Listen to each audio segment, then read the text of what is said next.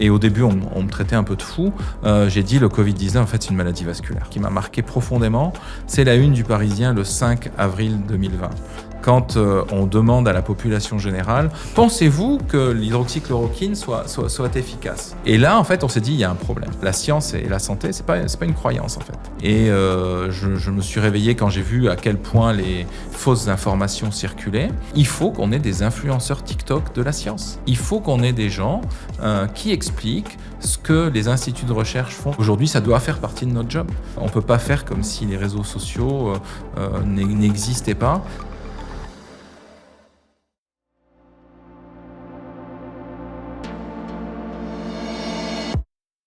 Bonjour à tous, bienvenue dans ce nouvel épisode de Pharma Minds. Aujourd'hui, j'ai l'honneur d'être avec le professeur David Smadja.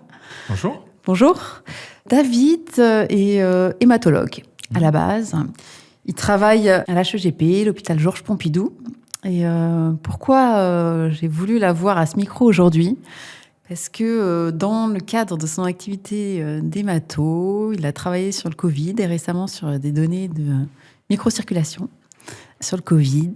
Et en fait, ce sujet qui a l'air hyper technique en apparence permet de toucher à la notion de Covid et aussi la notion de vaccin qu'il y a eu derrière le Covid. Et ce qui est passionnant dans ce parcours, c'est que David est quelqu'un qui est aussi tombé du coup dans la spirale de la désinformation en santé avec ces sujets. Et donc voilà, c'est un épisode qui, je pense, va nous amener très loin, en tout cas très haut, pour parler à la fois de Covid, d'innovation, de science, et surtout peut-être de perception publique, d'image de la science. Ouais, je pense que c'est important aujourd'hui de savoir expliquer la science, de savoir expliquer la santé, de savoir expliquer ce qu'on fait dans nos labos de recherche, comment ça arrive à une pratique clinique, que ce soit une pratique clinique ou même comment un médicament arrive sur le comptoir d'une pharmacie. Je pense que cette pandémie Covid qui nous a tous surpris a donné lieu, c'était la première pandémie à l'ère des réseaux sociaux, ça a donné lieu à des spéculations, des discussions qu'on ne pensait pas voir un jour arriver au grand public. Et je pense qu'aujourd'hui, il faut reprendre les bases de notre débat public, je dirais presque du débat démocratique autour de la santé et de la science. Et c'est hyper important. Bon, alors moi, j'ai hâte en fait de cette discussion. Voilà, de comprendre comment l'innovation scientifique peut nourrir la prévention et la confiance. Pour commencer, peut-être vous allez me parler un peu de votre parcours. Ouais. Simon ? Oui, pour vous expliquer peut-être pourquoi on en est arrivé, j'en suis arrivé à réfléchir sur ces sujets. Donc moi, je dirige un laboratoire d'hématologie à l'hôpital Georges Pompidou, et notre spécialité, notre focus dans l'équipe a toujours été, que ce soit l'équipe clinique que l'équipe de recherche, a toujours été les anomalies du vaisseau sanguin et notamment la thrombose, plutôt la thrombose veineuse, mais on a aussi des approches de thrombose artérielle. Et pourquoi une somme de facteurs de risque fait qu'on arrive à avoir une thrombose. C'est comme ça que quelqu'un qui fait de l'hémostase s'est intéressé au Covid. On n'est ni infectiologue, ni immunologiste, et on est resté sur notre spectre sur ce qu'on savait faire. Et quand en février 2020, on a été inondé par cette infection par SARS-CoV-2, eh bien, on s'est rendu compte que de nombreux patients faisaient des embolies pulmonaires, et rapidement, on s'est rendu compte que énormément de petits caillots dans la microcirculation se mettaient en place. Donc, dès le début, et au début, on me traitait un peu de fou, j'ai dit le Covid-19, en fait, c'est une maladie vasculaire. Alors, on me disait, évidemment, ton dada, c'est les maladies vasculaires, ton dada, c'est la thrombose, alors tu veux nous mettre de la thrombose partout. Je dis, on va le faire bien et on va le démontrer. Et c'est comme ça qu'on a donc beaucoup travaillé dès les premiers malades. Il faut savoir que le premier malade français, il est passé par chez nous quelques heures à l'hôpital Georges Pompidou. Il avait une embolie pulmonaire. Il est parti ensuite dans un centre de maladies infectieuses. Et on s'est dit, mais pourquoi ? Est-ce que c'est un hasard ? Et on s'est rendu compte quelques semaines après que c'était pas du tout un hasard, que ces patients avaient propension à faire des thromboses et notamment des embolies pulmonaires de manière très importante. Donc il fallait comprendre pourquoi ce virus, atropisme respiratoire, entraînait des caillots dans la circulation, faisait des épisodes vasculaires. Et donc on a comme ça essayé de décortiquer d'abord la physiopathologie pour comprendre ce qui se passait, et ensuite verser, bien entendu, sur le versant thérapeutique, comment prévenir cette maladie vasculaire avec des surprises, puisqu'on a eu bien entendu de nombreuses stratégies anticoagulantes chez ces patients. Alors, on a compris qu'il y avait une cinétique d'anticoagulation particulière chez ces malades à avoir pour être efficace et pas verser sur le versant hémorragique. Et puis surtout, on a pu comprendre que des traitements qui avaient été choisis pour le Covid, qui étaient efficaces, soignaient l'infection Covid, en tout cas les effets inflammatoires de l'infection Covid. C'est le cas donc des corticoïdes. Et qu'en fait, si les corticoïdes avaient permis de faire disparaître cette épidémie d'embolie pulmonaire de la première vague, c'était aussi parce qu'ils avaient un effet vasculaire. Et donc, on sait aujourd'hui que ces corticoïdes, ils sont pas on n'a pas un bénéfice qui est à la fois inflammatoire et à la fois vasculaire. Donc ça, c'est vraiment ce qui nous a occupés en 2020 jusqu'à aujourd'hui sur les compréhensions des corticoïdes. Et c'est comme ça que j'ai versé dans ce Covid qui m'occupe depuis maintenant 5 ans. Ça commence à faire long. Un nouveau dada. Et du coup, c'est à quel moment que vous vous êtes rendu compte qu'il y avait à la fois un tropisme respiratoire, mais il y avait aussi du vasculaire? Alors, le vasculaire, vraiment, ça a été immédiatement. Immédiatement. Alors, forcément, avec le prisme que j'ai dans la littérature scientifique par rapport à ce qui se passe en clinique, je vais aller regarder ce qui se passe au niveau vasculaire et en l'occurrence, notamment sur un paramètre biologique, qui est les dédimères, qui est devenu très à la mode depuis la pandémie, puisque tout le monde l'a utilisé dans plein d'indications, sûrement à tort. Et donc, ces dédimères, dès les premiers cas chinois, on a vu qu'il y avait énormément de dédimères. Il n'y avait aucune raison d'avoir autant de dédimères. On a l'habitude d'avoir des patients qui ont la grippe l'hiver, des patients qui ont des syndromes de détresse respiratoire en réanimation l'hiver. On voyait jamais des activations de la coagulation de ce niveau-là. Donc il y avait un vrai, dès les premières publications chinoises, un vrai truc qui m'a fait dire il faut qu'on regarde. Et avec ce qu'on savait faire au labo, il fallait qu'on s'y intéresse. Ok. Et après, donc les microthromboses, c'est arrivé. Vous avez creusé. Alors en fait, on a creusé. J'ai travaillé en binôme beaucoup avec un réanimateur, Jean-Luc Dill, qui avait les moyens cliniques d'explorer cette microvascularisation. Et on a tenu bon de février 2020 où on disait Smadja, Jean-Luc Dill, vous exagérez, à aujourd'hui, oui, en fait, la microthrombose, c'est le centre de la pathologie. Les formes graves, elles ont toute cette microthrombose. C'est cette microthrombose qu'il faut prévenir. C'est cette microthrombose qu'il faut traiter et qui est pronostic sur les formes graves. D'accord. Qui arrivent aujourd'hui quand même beaucoup moins, bien entendu. On n'est plus du tout dans cette première phase 2020. Mais par contre, on a pu montrer qu'au travers des différentes vagues, même si on avait de moins en moins de patients graves, fort heureusement, ceux qui persistaient à avoir une forme grave avaient toujours cette atteinte vasculaire. Et donc, c'est un vrai signe de la maladie. Ouais, ça veut dire aller en réa, mais en fait, on allait en réa et après... Et on avait cette maladie vasculaire, au-delà des embolies pulmonaires, on a vraiment cette maladie des petits vaisseaux qui persistent. Et donc, c'est vrai qu'au niveau thérapeutique, clairement, aujourd'hui, si on doit réfléchir à des stratégies de préservation vasculaire. Ce qu'on le voit bien avec les corticoïdes, c'est flagrant. Les corticoïdes vraiment baissent le niveau d'activation de ces vaisseaux sanguins et on a des stratégies qui sont très efficaces. Et c'est grâce à ça que les corticoïdes ont fait vraiment disparaître les embolies pulmonaires du Covid. D'accord.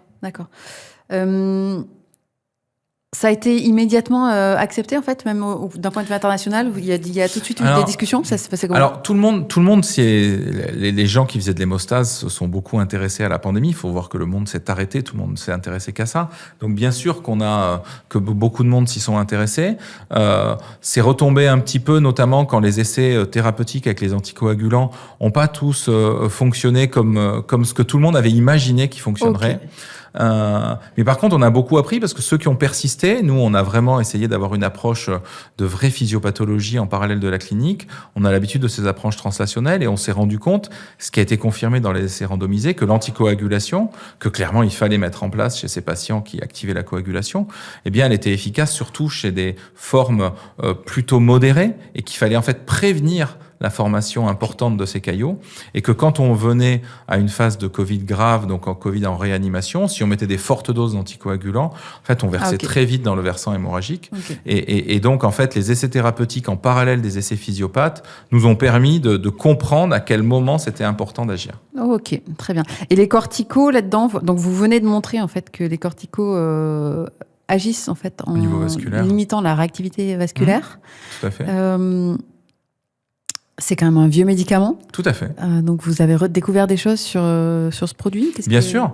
Ce qui est génial avec la pandémie, c'est que comme il a fallu comprendre cette maladie qui était très étonnante et qui est encore très étonnante, on découvre encore plein de choses sur cette infection à SARS-CoV-2, eh bien, on a redécouvert un effet de ces corticoïdes.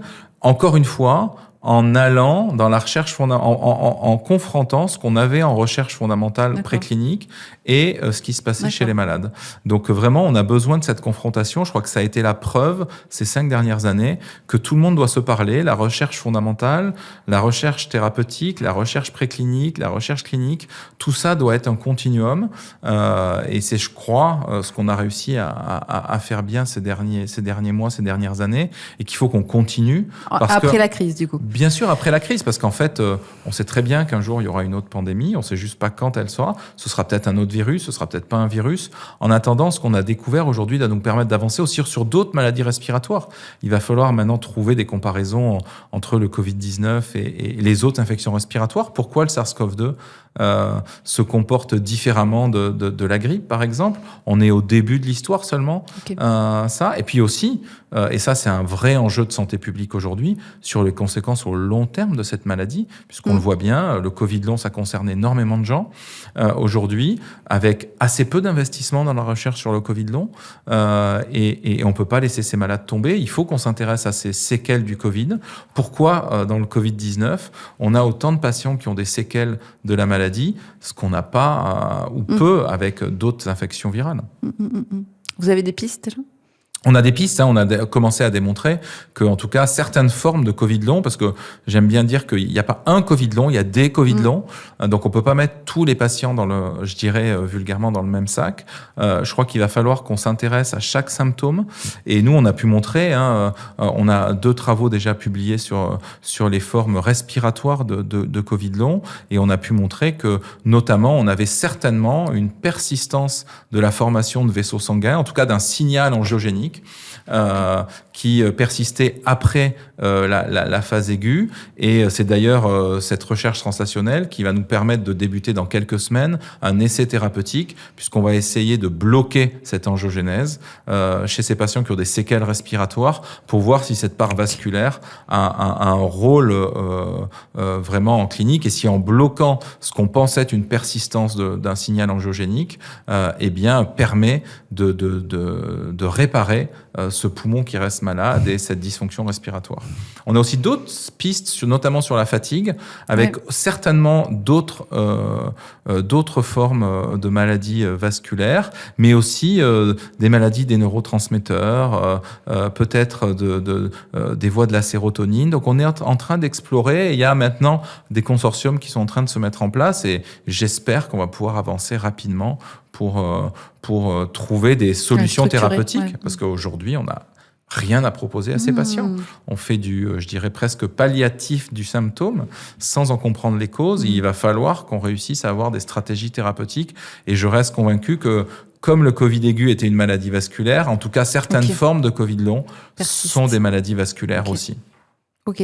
Et par exemple, la compréhension que vous avez eue sur les corticos, en quoi ça a modifié les protocoles pendant la crise? Ça a modifié ou Alors aujourd'hui non, parce que en fait cette explication on l'a eue après la pandémie. La première observation, c'est une observation de l'hiver 2020, où on s'est rendu compte que quand on a comparé les profils thrombotiques de avant et après corticoïdes, les patients faisaient plus d'embolie pulmonaire. Et donc entre ça et les résultats qu'on avait eu in vitro, on s'est dit il faut qu'on regarde pourquoi. Parce que les patients aillent mieux, ok, mais les embolies pulmonaires, c'était pas forcément au décours de la maladie. Des fois, les patients arrivaient avec leur embolie pulmonaire, donc n'avaient pas encore de corticoïdes. Et là, on s'est dit, il y a vraiment quelque chose à comprendre sur cette activation vasculaire endothéliale. Ok. Du coup, ça veut dire que les industriels devraient être un peu plus impliqués sur ces histoires de Covid long. Peut-être qu'il y en a déjà qui travaillent. Clairement, je pense qu'aujourd'hui, en tout cas, avec l'approche que nous, on a dans notre équipe, clairement, le ciblage de l'endothélium, du vaisseau sanguin, doit pouvoir être exploré avec les industriels. Ce qui est hyper important aujourd'hui sur ces formes où on a des preuves qu'on a des formes vasculaires, de la même manière qu'on a repositionné des vieux médicaments à la phase aiguë comme les corticoïdes, on doit pouvoir repositionner des médicaments à tropisme vasculaire sur du Covid long.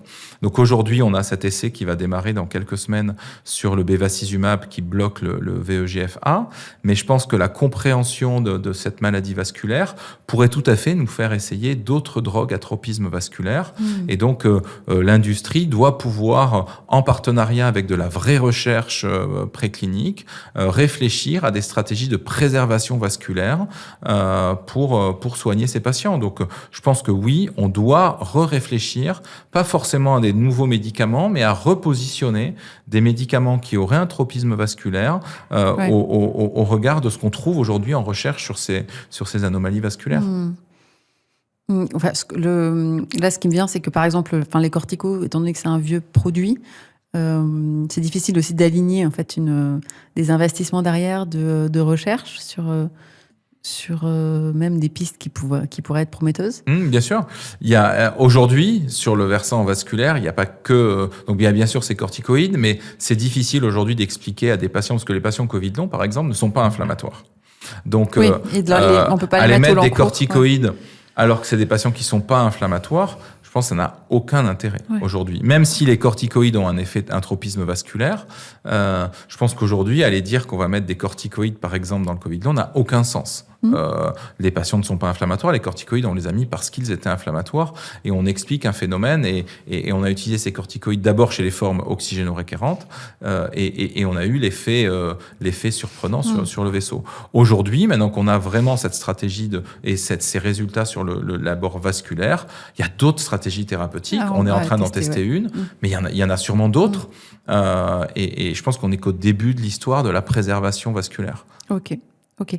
Donc j'imagine qu'à cette période-là, vous avez été en fait pas mal, même peut-être challengé entre la rigueur de la science et tout le monde qui attend une réponse, une solution immédiate. Exactement. Évidemment, ça a été une période très très étonnante et qui à la fois nous a fait prendre conscience, en tout cas qui m'a fait prendre conscience qu'il fallait qu'on communique mieux.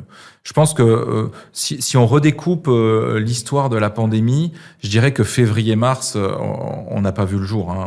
On travaillait à essayer déjà de s'occuper des patients qui étaient à l'hôpital, de trouver des nouvelles stratégies thérapeutiques et aussi de faire de la recherche en version accélérée pour essayer de comprendre.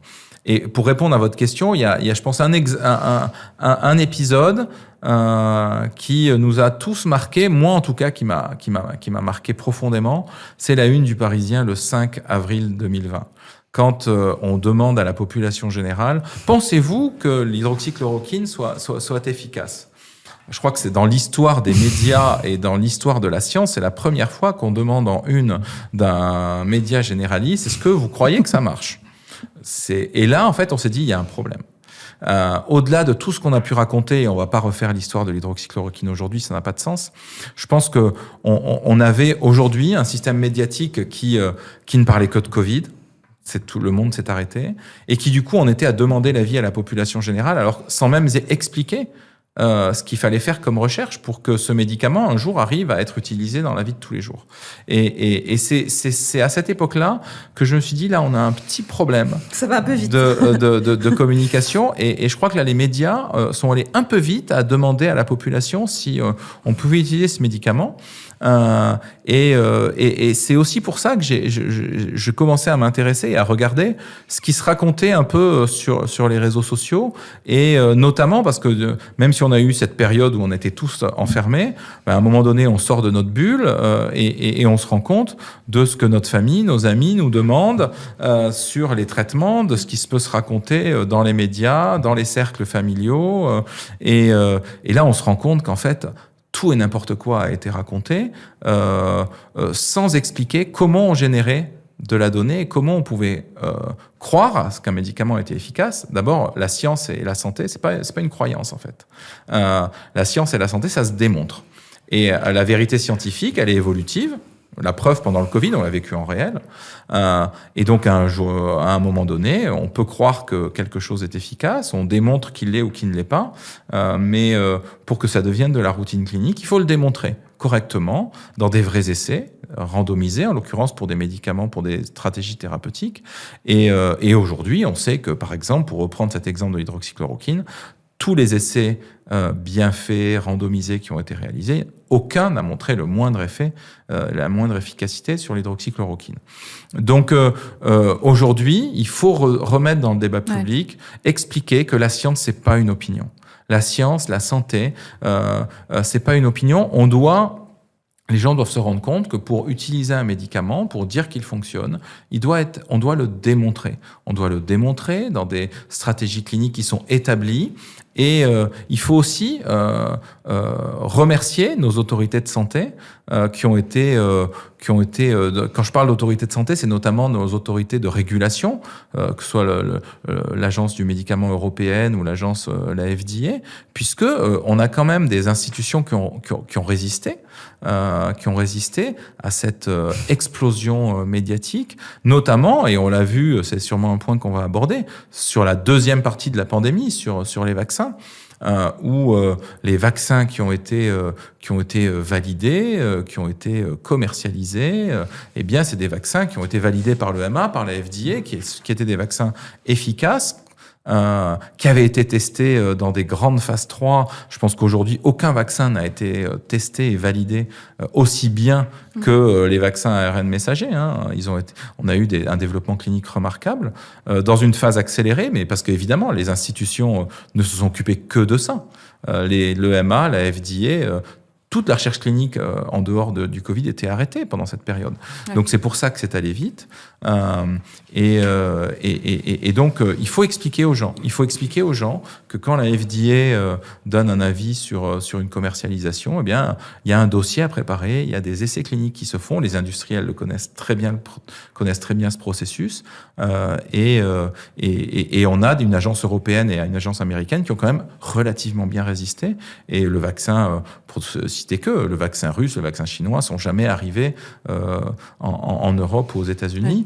Ouais. Alors c'est deux exemples très différents, puisque le vaccin russe, on sait aujourd'hui, n'a jamais montré une quelconque efficacité. Le vaccin chinois, dans certaines situations, a pu montrer une efficacité, mais ne remplissait pas du tout les critères d'un vaccin qu'on pouvait diffuser correctement. Donc je pense qu'il faut expliquer tout ça. Les institutions scientifiques, les institutions médicales doivent être expliquées au grand public pour qu'ils comprennent que quand on dit qu'un médicament est efficace ou ne l'est pas, il y a des vraies bases scientifiques. J'aimerais juste qu'on s'arrête un petit peu sur ce temps de recherche qu'il y a eu quand on était en phase de Covid. La France a fait du coup des protocoles de recherche. D'autres pays aussi ont mis en place des protocoles de recherche. Il y a eu des choses plus ou moins fructueuses qui sont sorties. En tout cas, la France n'a pas trouvé de médicaments efficaces tout de suite. Ouais. Clairement, c'est vrai que si on se compare notamment à l'Angleterre a mis toutes ses forces dans un essai thérapeutique, Recovery, et donc a pu publier très tôt dans la pandémie l'inefficacité de certains traitements, l'hydroxychloroquine, l'efficacité des corticoïdes. C'est l'essai anglais qui l'a démontré en premier. En France, on a un peu saupoudré les forces. Alors on a des grands essais, on a un grand essai en tout cas en l'occurrence qui est parti de la France, qui est un essai remarquable, qui est Discovery, mais on a eu aussi énormément de petits essais thérapeutiques et peut-être, alors c'est facile de dire ça 5 ans plus tard, mais peut-être qu'on aurait pu concentrer nos forces sur certains essais thérapeutiques pour ne pas saupoudrer et peut-être aller plus vite. Clairement, je pense que ça, c'est une leçon à avoir pour l'avenir. Vous pensez ça nous a fait rater des pertes de chance ? Certainement que quand on a, c'est toujours la même chose, que quand un grand CHU on lui propose 10 essais thérapeutiques et qu'on prend la décision d'inclure dans 10 essais thérapeutiques, forcément qu'on est moins efficace que quand tout le monde en inclut dans un essai thérapeutique. Donc, je crois qu'on en a un qui fait consensus, qui a été ultra bien fait, qui est l'essai Discovery. Je pense que si tout le monde n'avait fait que Discovery, on aurait inclus plus dans Discovery. Et alors c'était un exemple parmi d'autres. Il y a d'autres essais qui ont été de grande qualité en France. Mais il y a aussi eu beaucoup de petits essais qui ont malheureusement pas donné l'effet escompté et qui tous étaient de bonne qualité avec des hypothèses qui étaient valables. En fait, à un moment, il faut prendre un choix, il faut faire un choix, c'est-à-dire je pense qu'il faut faire un choix. Il faut peut-être renoncer aussi. C'est bien sûr renoncer. De toute façon, en science, on doit toujours renoncer de temps en temps, mais peut-être avoir une stratégie beaucoup plus concertée, notamment entre les différentes institutions qui organisent et qui font la recherche, entre l'INSERM, la PHP, les universités. Tout ce monde, en fait, doit se parler. Alors, ils se sont parlé pendant la pandémie, hein, mais je pense qu'il faut que à l'avenir, on soit organisé pour que sur l'exemple de recovery, l'essai anglais, hein, que si jamais en cas de pandémie, que tout le monde puisse inclure sur une même possibilité pour vite affirmer ou infirmer cette hypothèse, passer à autre chose. Mais je crois que on a une vraie vision de long terme à avoir sur l'organisation de la recherche en urgence. Alors c'est facile de dire ça en 2025. Hein. En 2020, on avait une urgence sanitaire. Tout s'est fait un peu en catastrophe. Mais je crois que tout s'est bien fait, parce que vraiment, il y a eu une organisation de la recherche qui était remarquable, hein, pendant la pandémie en France. Mais je pense que certainement... S'il fallait le refaire, je pense qu'il faudrait concentrer le nombre d'essais thérapeutiques, bien sûr. Ok, ça veut dire quoi ? Ça veut dire, en fait, il faut un peu une réforme institutionnelle de la recherche d'urgence ou en fait, je ne sais pas si c'est une réforme institutionnelle d'urgence. Parce qu'en fait, ils se sont parlé, ils se sont pas allés jusqu'au bout de réduire la voilure ou justement d'avoir une stratégie un peu gagnante, en fait. Je pense qu'on doit certainement envisager une refonte de comment on organise la recherche clinique en période de pandémie pour qu'il n'y ait pas 30 décideurs, en tout cas sur l'aspect thérapeutique, et prioriser les moyens, clairement. Ouais. Il faut qu'on puisse avoir une priorisation des moyens. C'est une histoire d'ego, de structure, de confiance. Je pense c'est un peu de tout. Hein. Non, mais je pense qu'il faut être réaliste. Je pense qu'il y a la résistance à la crise. Il y a bien entendu les égos de chaque investigateur qui veut avoir son essai. Et c'est un mélange d'un peu tout. Et je crois qu'il faut qu'on ait cette réflexion aujourd'hui. Et en plus, la désinformation qu'il y a autour de la science aujourd'hui nous oblige à structurer la recherche et à expliquer comment les décisions sont prises. Je pense qu'on ne peut pas aujourd'hui passer par d'autres chemins. On doit expliquer comment les décisions sont prises, on doit expliquer comment on organise tout ça, et le grand public doit comprendre le cheminement d'un essai thérapeutique. Et pour ça, il faut que tout ça soit bien sûr organisé. Ça s'explique aussi le choix pourquoi on fait un tel essai plutôt qu'un autre, et que du coup on fait un choix. La recherche, c'est une question d'hypothèse. Et est-ce qu'on prend le risque de le faire ou pas quand il y a de très nombreuses hypothèses qui justifient de faire un essai clinique. On fait jamais un essai clinique sans avoir des hypothèses très solides. Et après, c'est une question de gouvernance et de décision, clairement, et puis de financement. Il faut pas oublier qu'un essai clinique bien fait, ça coûte extrêmement cher. Et donc, c'est aussi pour ça que je pense on doit réfléchir à une meilleure recentralisation des décisions autour des essais. C'est qu'il y a eu de l'argent dépensé dans le Covid, et on doit éviter à l'avenir le saupoudrage. Il faut des grands consortiums qui puissent centraliser les moyens publics et privés. Oui, c'est ça, c'est ma question. C'est est-ce que l'industrie pharmaceutique rentre dans ces champs de décision? Alors, dans les champs de décision, l'industrie pharmaceutique fait des essais thérapeutiques. En urgence. En urgence, bien entendu. Ils ont eu il y a eu des essais thérapeutiques. Il y a recherche institutionnelle. Je crois qu'il faut pas séparer la recherche institutionnelle de la recherche de l'industrie. Il faut laisser la main aux universitaires pour organiser la recherche clinique, c'est clair. Mais il faut faire ça en bonne intelligence avec l'industrie pharmaceutique. Et il faut qu'il puisse y avoir des allers-retours et des discussions entre l'industrie et les investigateurs dans les centres hospitaliers.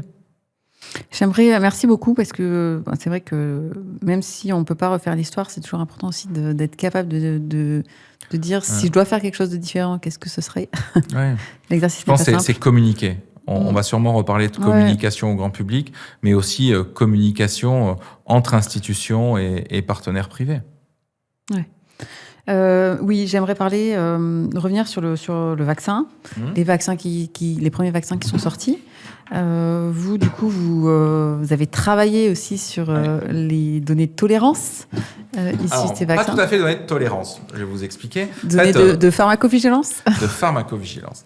En fait, c'est vrai que, moi je fais de l'hémostase, donc je m'attendais début 2021 à pouvoir retourner à mes sujets de recherche, et c'est effectivement, le vaccin est arrivé. Mais ça a changé votre vie.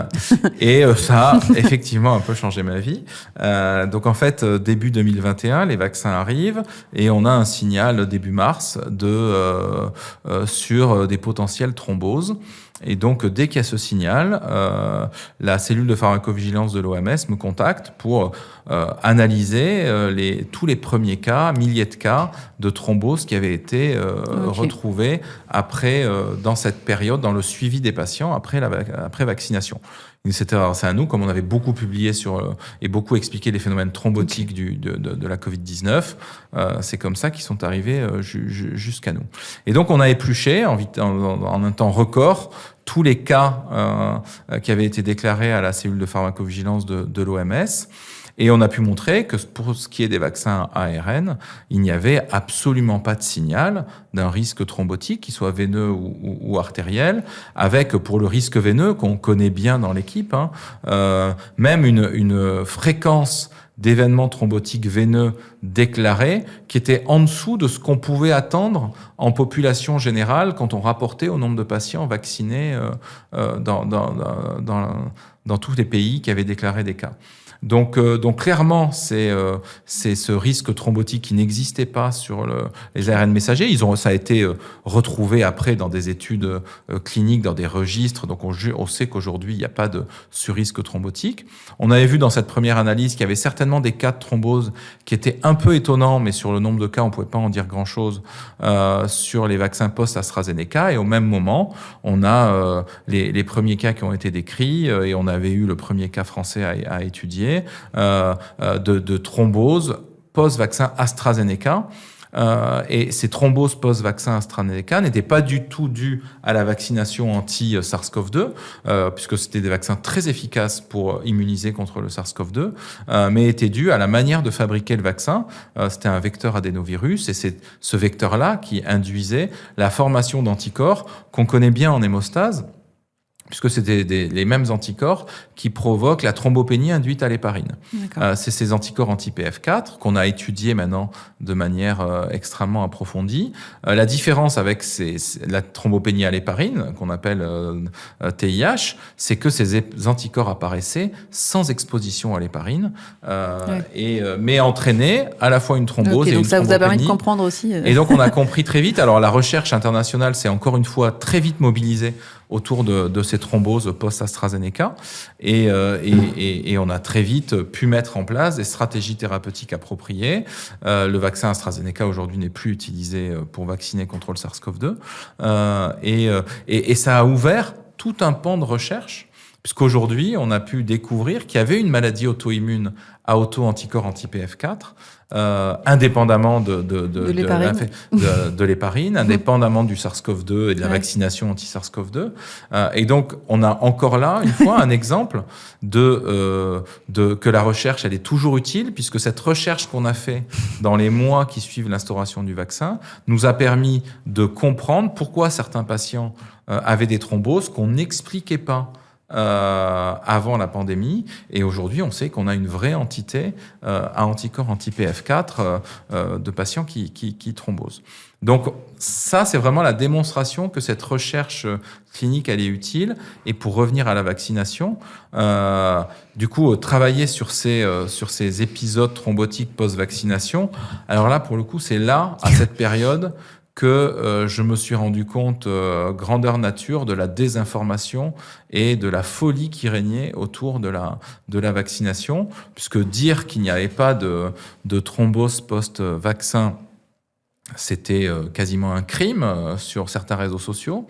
Et surtout, on a vu arriver sur les réseaux sociaux énormément de fake news, énormément de choses complètement abracadabrantesques sur de potentiels effets thrombotiques du vaccin, avec tous les complots imaginables derrière les stratégies vaccinales. Et ça a commencé en 2021. Et en vrai, ça ne s'est jamais arrêté. Et on voit qu'aujourd'hui, on a des énormes communautés mobilisées sur les réseaux sociaux, sur des stratégies anti-vax. Et en France, on est pour le coup là très fort là-dessus. On voit bien qu'en France, ça a des conséquences désastreuses en termes d'opinion sur la santé publique, sur les stratégies vaccinales, sur les campagnes de vaccination qu'on a du mal à faire décoller aujourd'hui, puisqu'on a, je pense, laissé faire en 2021-22 l'idée que les vaccins pouvaient cacher des effets secondaires. Et ça, je trouve qu'il faut s'y attaquer. Et c'est comme ça que je me suis dit qu'on ne pouvait pas continuer à laisser grandir cette désinformation en santé. On a ça sur les vaccins, mais je pense qu'il faut s'y intéresser dans la science en général. Ouais. Du coup, c'est lié en fait à cette balance bénéfice-risque, ou là encore, enfin, c'est même pire que ça, parce que là, c'était là, c'est pire que ça, puisque là, vraiment, on invente dans les fake news, dans la désinformation. Et puis alors, aujourd'hui, c'est en plus accéléré avec l'IA qui est accessible à tous pour tout le monde, ce qui est très bien. Mais aujourd'hui, ça permet de générer du contenu complètement erroné, complètement faux, qui paraît plus vrai que nature sur des données scientifiques. Et maintenant, on a en plus un peu de recul. On sait que des messages convaincants sur les réseaux sociaux, notamment de plus de 100 mots, permettent de convaincre une audience incroyable par rapport à des petits messages. Et là, maintenant, on a la création de ce qu'on appelle les deepfakes, de choses complètement créées par l'intelligence artificielle et qui permettent de faire croire à des pseudo-vérités. Il faut qu'on lutte vraiment tous, la communauté scientifique, médicale. Il va falloir lutter, il va falloir mettre des moyens pour lutter contre cette désinformation. Ça me paraît essentiel. Aujourd'hui, ça fait partie de notre environnement, mais pour lutter contre cette désinformation qui s'est mis en place beaucoup pendant les vaccins, c'est pas nouveau, hein, la désinformation, ça a toujours existé, mais elle s'est, je dirais, structurée pendant la pandémie, et aujourd'hui, il faut pouvoir lutter contre cette désinformation pour la population générale, mais aussi et surtout pour nos enfants. Parce qu'aujourd'hui, les enfants ont très, très vite accès aux réseaux sociaux, alors que je crois qu'il faut plus vraiment appeler des réseaux sociaux, hein, c'est devenu des vrais médias aujourd'hui, et ces nouveaux médias, il va falloir que les pouvoirs publics, que les institutions scientifiques prennent conscience qu'on doit communiquer, on doit jouer avec ces algorithmes. Les institutions publiques de la santé, de la science, doivent envoyer des messages d'explication sur ce que c'est la science, comment on découvre un médicament, comment on fait un protocole de recherche, comment un médicament arrive sur le comptoir d'une pharmacie, comment un médicament est dit efficace ou non efficace. Tout ça doit être expliqué au grand public. On doit prévenir, on doit éduquer nos enfants à ça, mais on doit aussi éduquer toute la société. Et il y a un vrai programme d'éducation à la santé, mais aussi aux médias, et on doit tous en prendre conscience et on doit tous être acteurs de ça. Ouais. Vous l'aviez vu venir ? Comment vous étiez dedans Alors, avant la pandémie, clairement... Vous faisiez pas gaffe à ça ? Je faisais pas gaffe à ça. Et puis, au-delà de ça, je me sentais... il faut faire son mea culpa, je me sentais pas concerné. Je me sentais pas concerné par ça. C'est vrai que nous, scientifiques... Vous étiez chercheur, médecin dans votre... Voilà, mais si vous voulez, nous, on a une stratégie de publication, on publie dans des revues internationales. Finalement, il y a très peu... C'est ça, bien faire son travail, quoi, pour vous. Voilà, avant la pandémie, c'était ça, bien faire son travail. On communiquait au grand public très peu souvent. Puis on savait faire ça moyennement, faut être honnête. Il faut C'est pas avouer. votre métier. Mais voilà, c'est pas notre métier, et c'était pas dans. On était super contents quand on faisait un super article. On réfléchissait à la suite, qu'elle soit de la recherche fondamentale ou de la recherche clinique, mais notre première idée, c'était pas il faut qu'on communique. Et ça, il faut que ça change. Et vous avez communiqué pendant le Covid, par exemple ? Alors, très peu, au début de la pandémie, honnêtement. Et plus la pandémie a avancé, plus je me suis rendu compte qu'il fallait communiquer. Aujourd'hui, mais encore une fois, c'est facile de refaire l'histoire. Je pense que c'était une erreur de ne pas communiquer dès le début de la pandémie. Je me suis réveillé quand j'ai vu à quel point les fausses informations circulaient. Je pense que c'était trop tard. En tout cas, à titre individuel, on ne peut pas faire grand-chose. Je pense qu'il faut qu'il y ait une prise de conscience institutionnelle, gouvernementale sur cette désinformation. Bien sûr qu'il faut que chacun individuellement, on prenne le temps d'expliquer, de communiquer, mais il faut surtout que ça vienne d'en haut. Il faut que les gouvernements, que les ministères organisent des stratégies de communication. Il faut que nous, dans nos centres de recherche, on ait des vraies stratégies de communication globales sur les réseaux sociaux, pour le grand public. Tout le monde doit jouer sa part là-dedans. Et clairement, c'est quelque chose, jamais j'aurais tenu un discours comme ça avant 2020, pour être honnête. Ouais. Jamais. Et je crois qu'aujourd'hui, ça doit faire partie de notre job. On peut pas faire comme si l'IA, comme si les réseaux sociaux n'existaient pas, parce qu'une information mal interprétée, mal comprise, mal expliquée, eh bien, elle va faire le nid. Bien sûr, bien sûr. Donc, il faut qu'on s'y mette tous, mais il faut aussi qu'il y ait une prise de conscience collective. Et collective, parce que tout seul, de toute façon, les algorithmes de tous ces nouveaux médias, ils sont faits de telle sorte que quelqu'un tout seul dans son coin, s'il n'a pas une énorme communauté derrière, c'est très difficile de faire passer des messages. Donc je pense que pour tourner l'algorithme à son avantage, il faut que ce soit des choses organisées, il faut que ce soit étatique. Quand on est chercheur hospitalo-universitaire, on dépend d'une autorité de santé, d'une autorité d'enseignement supérieur. Il faut qu'on ait des messages de santé publique sur TikTok, sur Instagram. Quand on regarde, donc je travaille beaucoup sur ces questions aujourd'hui avec Nathalie Sonac, qui est professeure d'information communication à l'université d'Assas. Et quand on regarde comment s'informent les jeunes générations, ils s'informent sur TikTok et Instagram. Ensuite vient YouTube et Twitter, mais ça reste TikTok et Instagram. Il faut qu'aujourd'hui, on ait des stratégies de communication sur TikTok. C'est indispensable. On ne peut pas laisser les réseaux sociaux que aux désinformateurs. Je voyais, vous expliquez dans un papier que les scientifiques quittent X, Twitter. C'est une énorme erreur pour moi. Pour des raisons...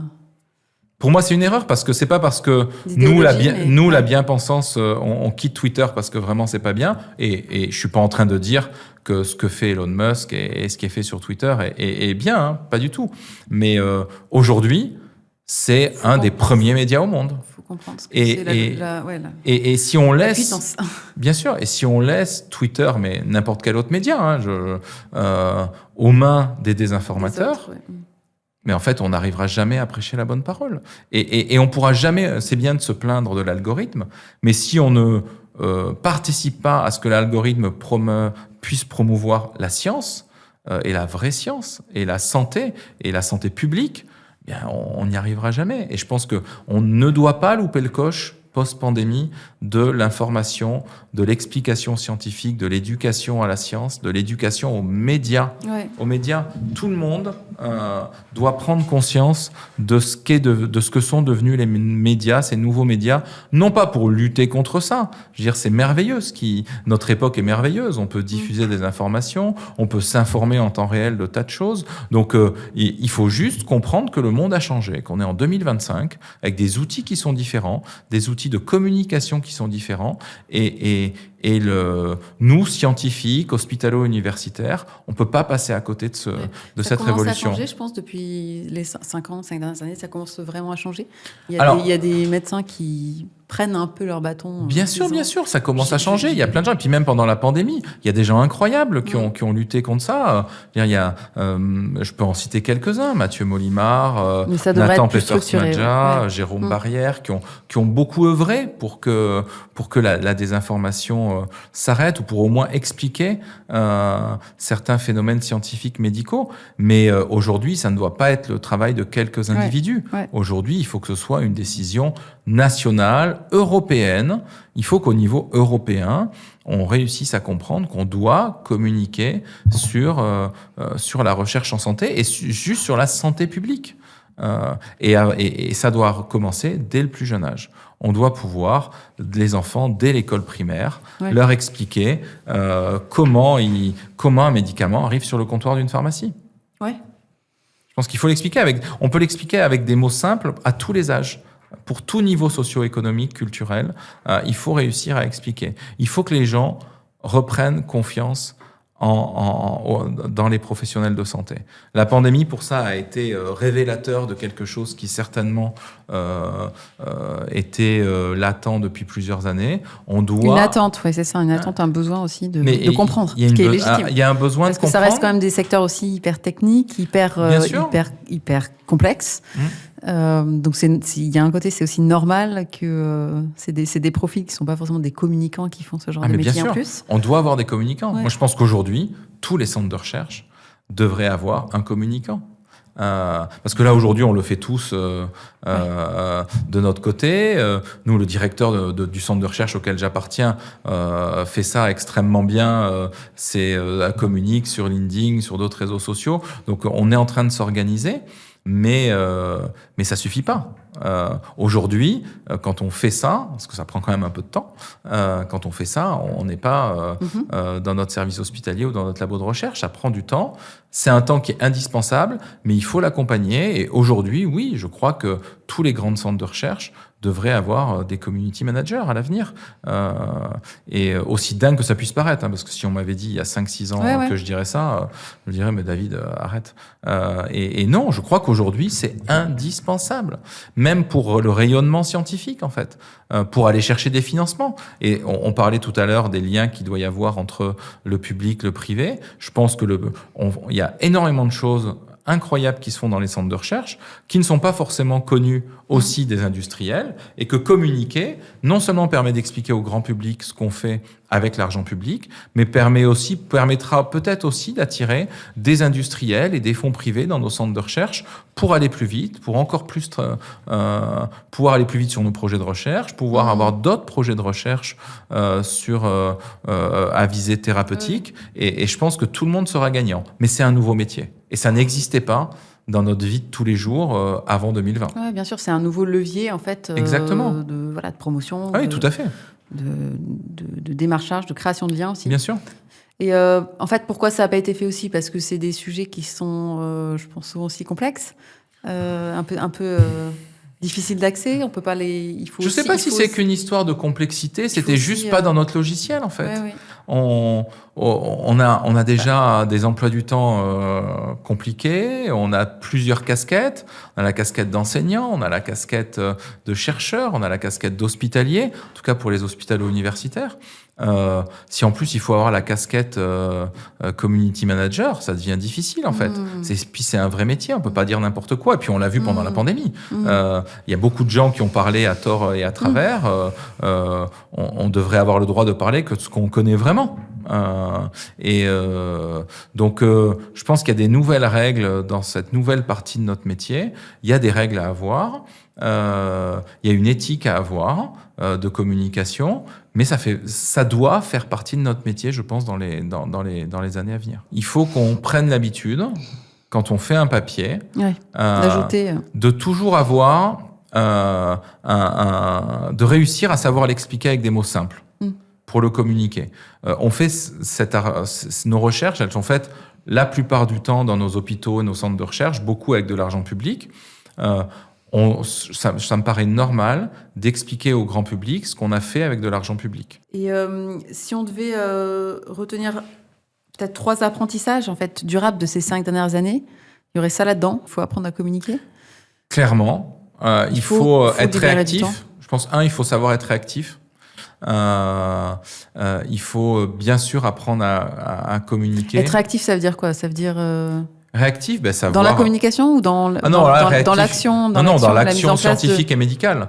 Ça a été fait quand même, non? Bien sûr, ça a été fait, mais je pense qu'il faut que ce soit généralisé. Tout le monde doit apprendre à être réactif. Okay. Dans nos routines qu'on a tous, il faut bien sûr que ça a été fait, mais je pense qu'il faut que ça devienne un réflexe de santé publique, vraiment. Pour toutes les spécialités, pour tout le monde. Tout le monde doit se sentir concerné quand il y a une crise sanitaire. Donc vraiment, la réactivité, ça doit faire partie de l'essence de notre métier. Bien sûr, la communication, évidemment. Réactivité, communication. Et je dis, le troisième, je redirais communication, mais la communication entre spécialités. Entre spécialités, entre disciplines. Je pense qu'il faut qu'on apprenne à être transversal. On l'a vu pendant la Covid-19. Moi, je fais de l'hémostase. J'ai longtemps travaillé sur l'hémostase, la Covid-19, le vaccin.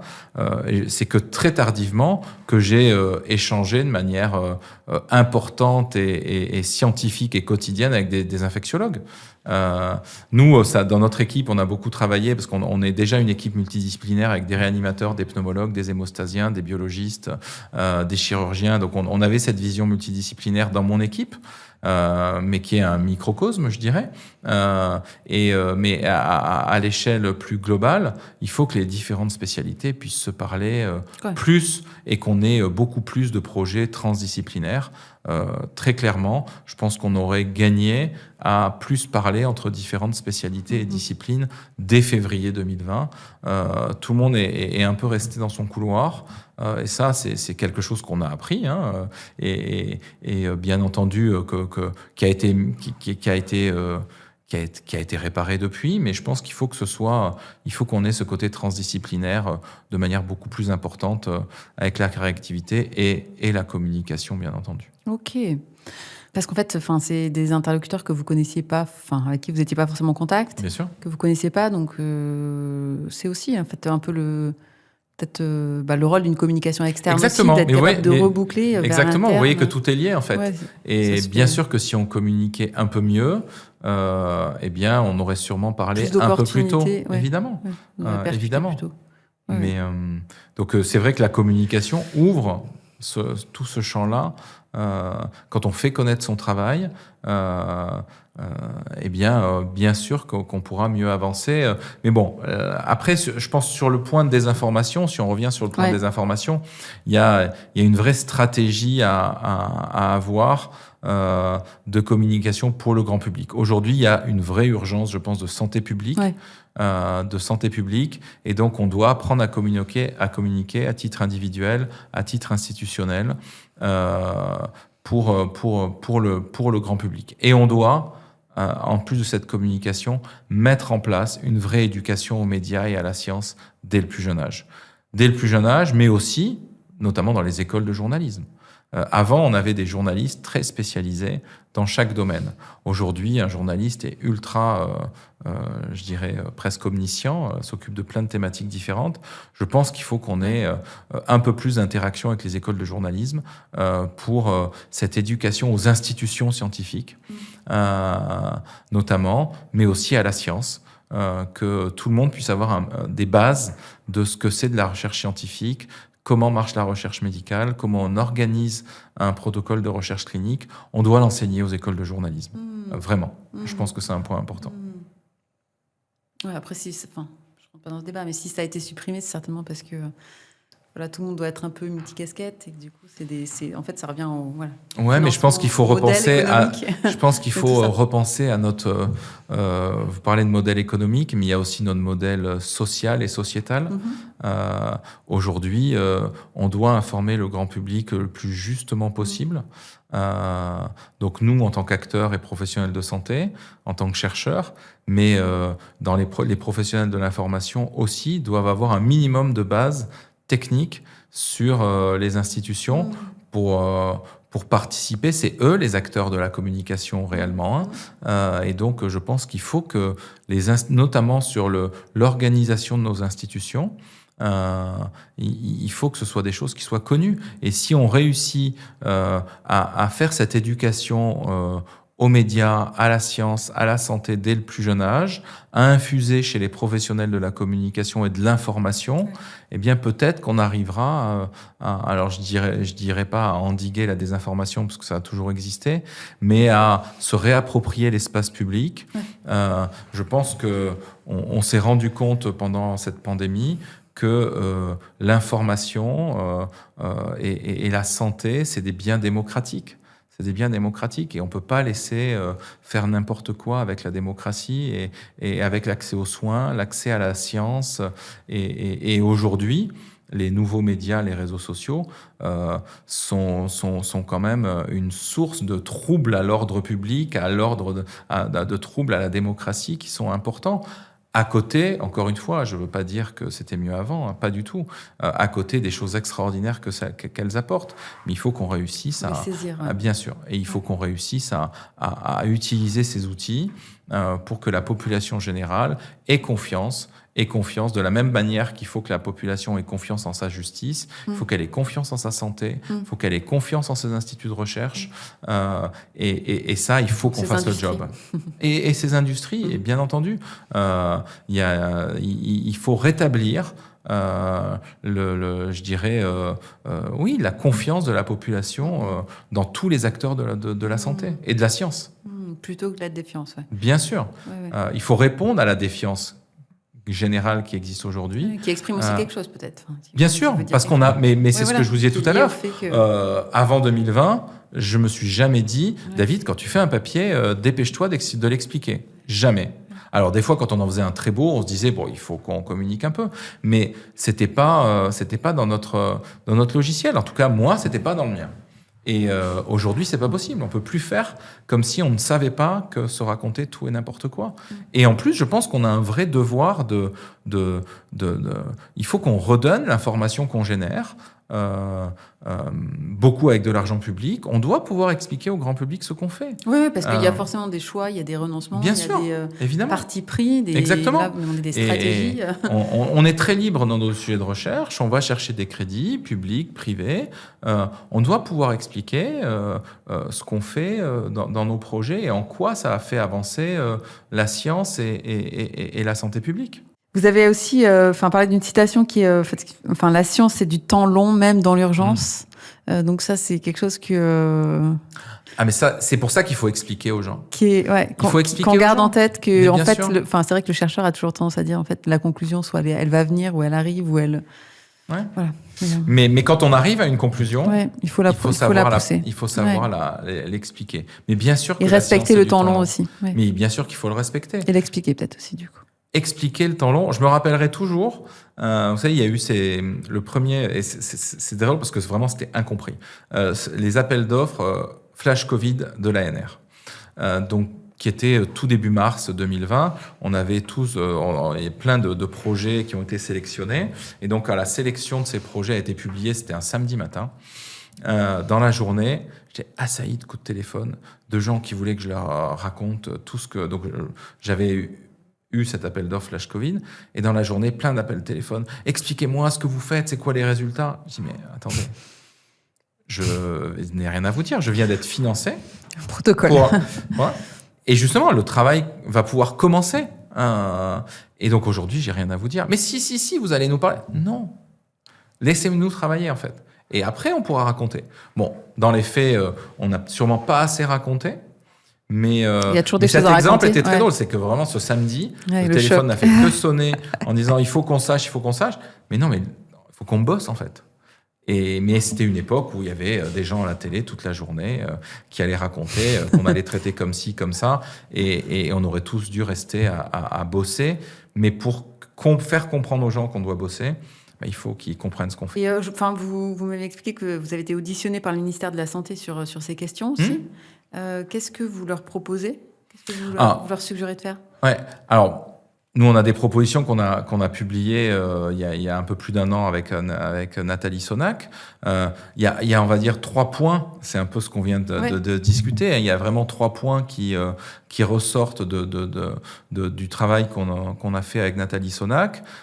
C'est le premier, c'est vraiment renforcer l'éducation aux médias et à la santé dès le plus jeune âge et à tous les acteurs qui communiquent, donc, dont les écoles de journalisme. Donc vraiment renforcer que cette éducation aux médias qui existe déjà à minima soit renforcée et que l'éducation à la santé fasse partie d'un socle des choses qui doivent être infusées dès le plus jeune âge pour que tous nos enfants, nos adolescents connaissent les règles de comment on fait la science, comment on organise la santé. Nos institutions de santé, par exemple, ne sont jamais enseignées à l'école, au collège, au lycée. Non, mais personne n'étudie. Et des fois même, par certains professionnels de santé, nos institutions sont pas bien comprises parce que chacun... Donc je pense qu'il faut qu'on explique à la population générale dès l'enfance comment fonctionnent nos institutions de santé. Donc ça, ce premier point, c'est vraiment éducation. Le deuxième point, c'est un point, je dirais presque réglementaire, qui est, on a un règlement européen, on a le Digital Service Act, qui a été mis en place il y a 2 ans ou 3 ans, et qui est en vrai assez peu mis en place. Les plateformes jouent moyennement le jeu. On a tous reçu pendant la pandémie des menaces de mort, été intimidés, etc. On a à peu près tous porté plainte. Il ne s'est rien passé. Et je pense que tant qu'on ne fait pas, tant qu'on n'a pas, on ne peut pas. Si je dis que le vaccin que le vaccin ARN ne fait pas thromboser et que je reçois une menace de mort parce que j'ai dit ça, pourquoi est-ce qu'il y aurait une impunité totale ? Et ça, il va falloir que ça change. Donc il y a vraiment ce point de sanction. Et encore une fois, il n'est pas du tout question c'est pas de la censure. Non, c'est de la régulation. Ouais. Il n'est pas question de limiter la liberté d'expression, pas du tout. Mais à un moment donné, il n'y a pas de raison que quand on légifère dans la vie de tous les jours, bien sûr, exactement. Donc il faut que les gens, lorsqu'ils dépassent les limites de l'acceptable, soient notamment, il y a un point, c'est-à-dire l'anonymisation de tous ces comptes, de tous ces bots. Il faut qu'on puisse avoir les identités sur les réseaux sociaux. Ça, c'est vraiment quelque chose qui va falloir réussir à mettre en place mais de manière concrète. Et le troisième point, c'est mettre en place cette communication. La communication à titre individuel, donc des chercheurs, de tous les universitaires, des chercheurs, mais aussi la communication étatique, gouvernementale. Il faut qu'on ait des influenceurs TikTok de la science. Il faut qu'on ait des gens qui expliquent ce que les instituts de recherche font sur TikTok. Donc il y a le stade centre de recherche, mais il y a le stade gouvernemental. Il faut qu'on ait des influenceurs gouvernementaux l'hiver commence, on a les campagnes de vaccination. On devrait avoir des messages en boucle sur les réseaux sociaux sur la vaccination. Aujourd'hui, les quelques personnes qui essayent de promouvoir la vaccination sur les réseaux sociaux, notamment, on pense à certains, un ancien ministre de la Santé qui s'est mis en photo sur Twitter en train de se faire vacciner, allez regarder ce qu'il y a en dessous de son tweet. C'est hallucinant. Cette haine déclenchée par un essai de promotion de la vaccination. Et donc on doit communiquer. Il faut que quand on ouvre Twitter, quand on ouvre TikTok, quand on ouvre Instagram, on ait des tas de messages qui nous disent « allez vous faire vacciner », qui expliquent la santé publique, des messages redondants qui eux aussi utilisent l'algorithme à leur avantage. Et donc vraiment ce point de communication, il doit être pris en compte au niveau national, au niveau européen. Il n'y a pas que la désinformation qui doit pulluler sur les réseaux sociaux. On sait très bien, et ça c'est des travaux qui datent même d'avant le Covid, il y avait un très beau papier en 2018 qui expliquait comment une fausse vérité était diffusée beaucoup plus vite qu'une vérité. Mais il faut qu'on le tourne à notre avantage. Mais pour ça, il faut que les institutions, les gouvernements puissent investir et qu'on joue avec les règles de 2025. Merci beaucoup. Merci beaucoup pour cet éclairage qui donne un peu de vertige. Parce qu'on se dit non, je pense à travers ça, je pense qu'il faut être optimiste.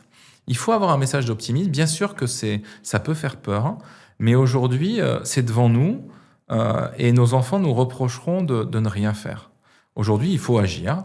Alors, on n'est pas forcément formé à ça, on n'a pas forcément l'habitude de ça, mais d'un autre côté, le monde a tellement changé en 20 ans. On a tous dans notre poche aujourd'hui un ordinateur plus puissant que l'ordinateur qu'on utilisait il y a 20 ans. Le monde, il a changé. Ouais. Donc, adaptons-nous à ce nouveau monde. Donc, moi, je suis assez plutôt optimiste.